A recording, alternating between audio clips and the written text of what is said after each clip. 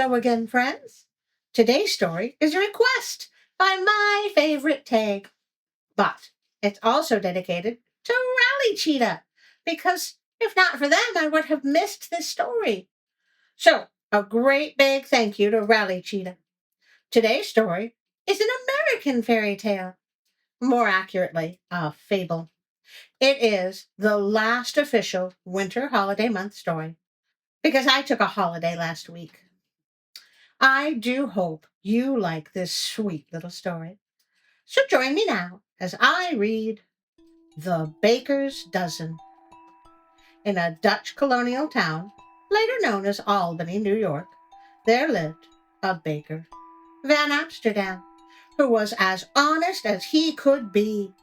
Each morning, he checked and balanced his scales and took great care to give his customers exactly what they paid for, not more and not less.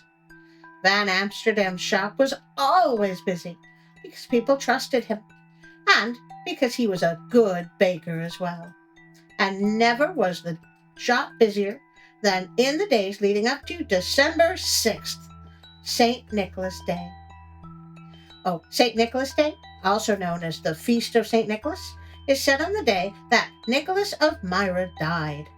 Nicholas of Myra is, of course, one of the inspirations for Santa Claus, and there are many stories about the miracles he performed, including saving pickled children. Quite the story, really. Anyway, back to the story we are reading right now. At that time of year, people flocked to the baker's shop to buy his fine St. Nicholas cookies, made of gingerbread, iced in red and white. They look just like St. Nicholas, as the Dutch know him. Tall and thin, with a high red bishop's cap and a long red bishop's cloak. One St. Nicholas Day morning, the baker was just ready for business when the door of his shop flew open. In walked an old woman wrapped in a long black shawl. I have come for a dozen of your St. Nicholas cookies. Taking a tray, Van Amsterdam counted out 12 cookies. He started to wrap them, but the woman reached out and stopped him. I asked for a dozen. You have given me only 12. Madam, said the baker, everyone knows that a dozen is 12. But I say a dozen is 13, said the woman. Give me one more. So, kind of torn here. You see, first, rude. But second, and more importantly, I know you must always be nice to old people in fairy tales. I'm afraid if Van Amsterdam doesn't use her faulty math, things will go very badly. Remember, if you are ever in a fairy tale, be nice to mysterious old people who show up out of nowhere. Van Amsterdam was not a man to bear foolishness. Madam, my customers get exactly what they pay for, not more and not less. Then you may keep the cookies. The woman turned to go, but stopped at the door. Van Amsterdam, however honest you may be, your heart is small, and your fist is tight. Fall again, mount again, learn how to count again. Then she was gone. Yeah, this will be bad now. From that day, everything went wrong in Van Amsterdam's bakery. His bread rose too high, or not at all. His pies were sour, or too sweet. His cakes crumbled or were chewy. His cookies were burnt or doughy. His customers soon noticed the difference. Before long, most of them were going to other bakers. The old woman has bewitched me, said the baker to himself. Is this how my honesty is rewarded? Oh, I don't think this is an honesty issue. I think it's more of a generosity issue. A year passed. The baker grew poorer and poorer. Since he had sold little, he baked little, and his shelves were nearly bare. His last few customers slipped away. Finally, on the day before St. Nicholas Day, not one customer came to Van Amsterdam's shop. At the end of the day, the baker sat alone, staring at his unsold St. Nicholas cookies. I wish St. Nicholas could help me now, he said. Then he closed his shop and went sadly to bed.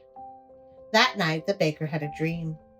He was a boy again, one in a crowd of happy children, and there in the midst of them was St. Nicholas himself. The bishop's white horse stood beside him, the baskets filled with gifts. Nicholas pulled out one gift after another and handed them to the children. But Van Amsterdam noticed something strange. No matter how many presents Nicholas passed out, there were always more to give. In fact, the more he took from the baskets, the more they seemed to hold. Where can I get a basket like that? Then Nicholas handed a gift to Van Amsterdam. It was one of the baker's own St. Nicholas cookies. Van Amsterdam looked up to thank him, but it was no longer St. Nicholas standing there. Smiling down at him was the old woman with the long black shawl. Dreams are weird that way. One time I dreamed I was at my mother's house talking to a friend, but when I looked, it was Patrick Swayze from Dirty Dancing, and we were just chilling. But then my best friend told me to stop being silly, and I woke up. Oh, but I digress. Van Amsterdam awoke with a start. Moonlight shone through the half-closed shutter as he lay there thinking. I always give my customers exactly what they pay for, he said. Not more and not less. But why not give more? Because if you don't cover your overhead, you'll go out of business? Oh, wait, he's already going out of business. Never mind.